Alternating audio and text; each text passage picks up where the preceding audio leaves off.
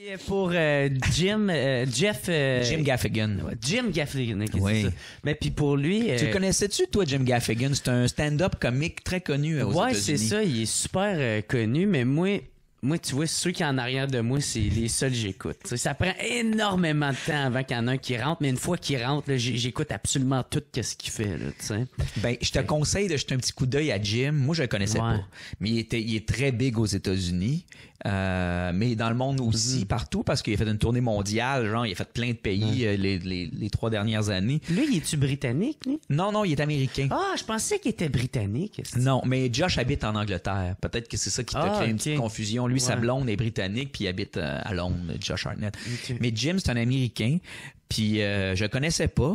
Puis c'est à l'agence chez UTA qui me l'ont proposé. Puis j'ai vu sa photo, puis tout ça, puis son look, tu sais. J'étais comme, pour Glenn, ça m'intéresse, parce que Glenn, c'est quand même, dans le film, t'as vu, c'est un personnage un peu spécial. Ouais, faut qu'il soit imposant. Faut qu'il soit imposant, mais aussi, faut qu'il soit bien charmant, mais aussi qu'il flippe à comme sketchy, un peu épeurant, où t'es pas trop sûr de qu'est-ce qu'il va faire, tu sais. Ouais. Puis je m'étais dit, il y a rien comme un humoriste pour faire un personnage de thug.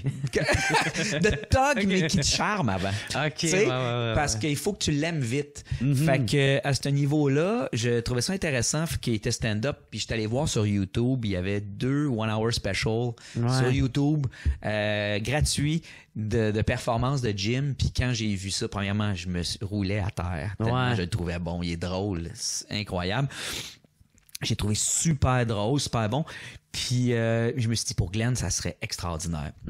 Puis eux autres, ils me l'avaient suggéré pour un autre personnage. C'était pour jouer le rôle que Stephen McHattie fait. Pour jouer Barry, le père, le gars de la police qui perd son fils dans l'histoire de ça. Ouais. Fait que, mais moi, j'étais comme, non, je le vois dans Glenn, là, d'aplomb, pensez-vous que ça pourrait marcher?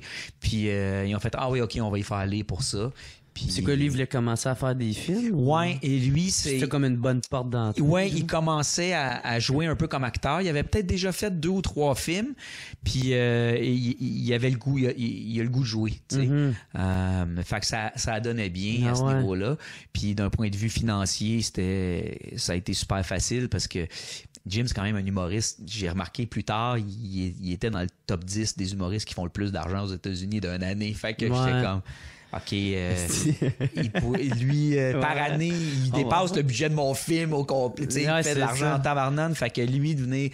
En fait, même, j'ai compris que de venir tourner sur notre projet, il a perdu beaucoup d'argent, en fait. Ah ouais? Ben, parce que lui, il voulait, dans le fond... Parce que quand il est pas sur un stage, c'est du cash qu'il fait pas. Hey, il remplit des salles de 5000 personnes. Il fait des gros... Non, mais attends, là.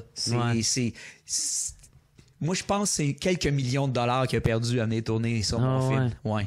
Mais en même temps... Mais c'est un choix. C'est ça. Puis rendu, tu sais, quand t'es rendu là, de l'argent, ça reste d'argent. Fait que je pense qu'il en fait tellement. Que tu t'en cours. Exactement. Tu sais, tu y vas vraiment avec tes intérêts. C'est plus d'en faire plus. Tu y vas avec tes intérêts. Hey, moi, c'est ça que je veux faire. Fait que, bon, exactement. Ben, ça, puis il était extraordinaire sur le tournage. Il était drôle. Il me faisait penser à Antoine Bertrand quand j'ai fait Louis C. Qui détend l'atmosphère, ferrée toute l'équipe, tout ça. Jim Gaffigan, c'était pareil. Ouais.